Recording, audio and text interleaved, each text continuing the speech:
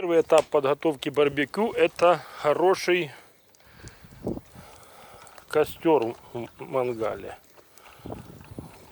Ну или барбекюшница. Импровизированная труба, как обычно у нас, для того, чтобы тяга была снизу.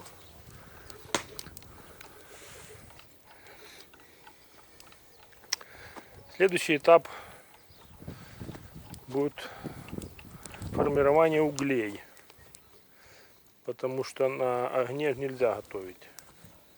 Надо обязательно на углях.